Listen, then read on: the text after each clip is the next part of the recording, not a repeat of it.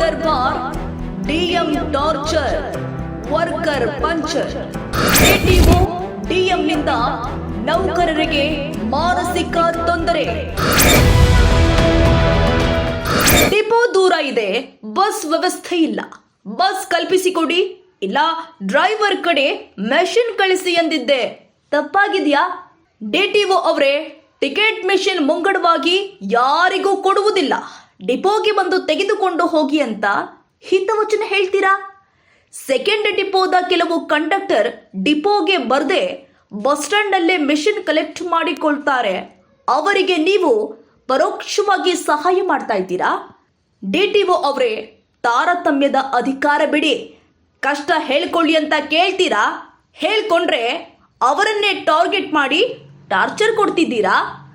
ಉಚಿತ ಟಿಕೆಟ್ ಬೇಕಾಬಿಟ್ಟಿ ಹೊಡೆದ್ರೂ ಚಿಂತೆ ಇಲ್ಲ, ವಾಹನ ಕೆಟ್ಟು ನಿಂತ ರಸ್ತೆಯಲ್ಲೇ ಕ್ಲಿಯರ್ ಮಾಡಿ ಬರಬೇಕು. ಫಸ್ಟ್ ಡಿಪೋ ಡಿಎಂ ಟಾರ್ಚರ್ಗೆ ವರ್ಕರ್ ಎಲ್ಲ ಟ್ರಾನ್ಸ್ಫರ್.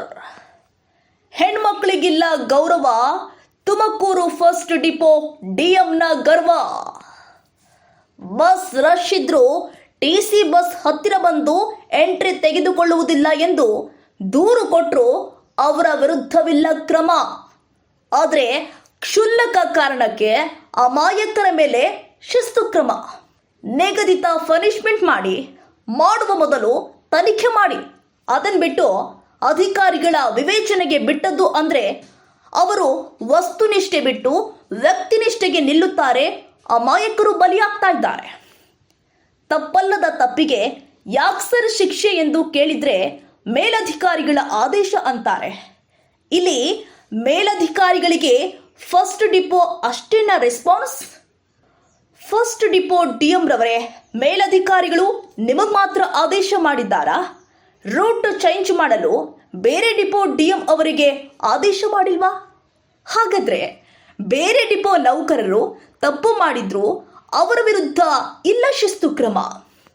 ಅಧಿಕಾರಿಗಳು ಫಸ್ಟ್ ಡಿಪೋ ನೌಕರರನ್ನೇ ಟಾರ್ಗೆಟ್ ಮಾಡ್ತಾ ಇದ್ದಾರಾ? ಡಿಟಿಒ ಹಾಗೂ ಡಿಎಂ ರವರೇ, ನಿಮಗೆ ನಿಜವಾಗ್ಲೂ ಕಾಳಜಿ ಇದ್ರೆ ನಿಮ್ಮ ವಾಹನಗಳಲ್ಲಿ ಪ್ರಯಾಣಿಕರನ್ನ ದನ ತುಂಬಿದ ಹಾಗೆ ತುಂಬಿಕೊಂಡು ಹೋಗುವುದು ಕಾನೂನು ಬಾಹಿರ ಅಲ್ವೇ? ಡಿಟಿಒ ಅವರಿಗೆ ಬಸ್ ಸ್ಟ್ಯಾಂಡ್ನಲ್ಲಿ ಸರಿ ಮಾಡುವುದು ಸಾಕಷ್ಟು ಇದೆ. ಆದರೆ ನೌಕರರಲ್ಲಿ ತಾರತಮ್ಯ ಮಾಡುತ್ತಿರುವ ಹಿಂದಿನ ಉದ್ದೇಶವಾದರೂ ಏನು?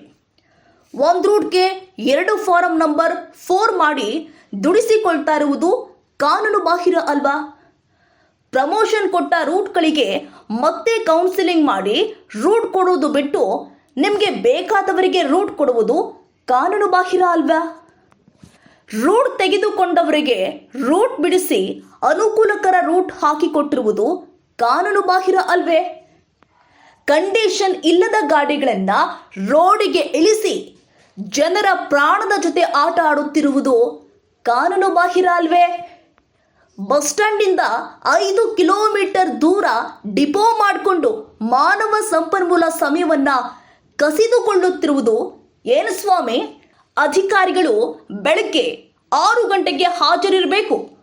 6:30 ಆದರೂ ಡಿಪೋದಲ್ಲಿ ಇರುವುದಿಲ್ಲ. ಅದು ಕಾನೂನು ಬಾಹಿರ ಅಲ್ವೇ? ಲಾರಿ ಕೆಟ್ಟು ನಿಂತಿದ್ದ ಕಾರಣ ಸರ್ವಿಸ್ ರೋಡ್ನಿಂದ ಮುಖ್ಯ ರಸ್ತೆಯಲ್ಲಿ ಮುಂದೆ ಹೋಗಿ ಮತ್ತೆ ಸರ್ವಿಸ್ ರೋಡ್ಗೆ ಬಂದದ್ದು ನಿಮಗೆ ಕಾನೂನು ಬಾಹಿರ ಅನಿಸ್ಬಿಟ್ಟಿದೆ. ಅದಕ್ಕೆ ಅಮಾಯಕರಿಗೆ ರೂಟ್ ಚೇಂಜ್ ಮಾಡಿ ಮೆರೆಯುತ್ತಿದ್ದೀರಾ. ಡಿಎಂ ರವರೇ, ನಿಮಗೆ ಬೇರೆ ಕಡೆ ವರ್ಗಾವಣೆ ಆದರೂ ಎಂಬ್ಲಿಯನ್ಸ್ ಬಳಸಿಕೊಂಡು ಮರಳಿ ಫಸ್ಟ್ ಡಿಪೋಗೆ ಬಂದಿರುವ ಹಿಂದಿನ ಉದ್ದೇಶ ತಿಳಿಸುವಿರಾ? ಕೆಎಸ್ಆರ್ಟಿಸಿ ಎಂಡಿ ಅವರೇ, ಆದಷ್ಟು ಬೇಗ ತುಮಕೂರು ಫಸ್ಟ್ ಡಿಪೋಗೆ ಬಂದು ಭೇದ ಭಾವದಲ್ಲಿ ಅಧಿಕಾರ ಮಾಡ್ತಾ ಇರುವಂತಹ ಅಧಿಕಾರಿಗಳನ್ನ ತನಿಖೆ ಮಾಡಿ ಸೂಕ್ತ ಕ್ರಮ ಕೈಗೊಳ್ಳಿ. ಆದಷ್ಟು ಇಲ್ಲಿಂದ ಬೇರೆ ಕಡೆ ವರ್ಗಾವಣೆ ಮಾಡಿ. ವರದಿ Shilpa R Gowda, crime bureau head, Navakarnataka TV. ನಮಸ್ತೆ, ನವಕರ್ನಾಟಕ ಟಿವಿಗೆ ಸ್ವಾಗತ.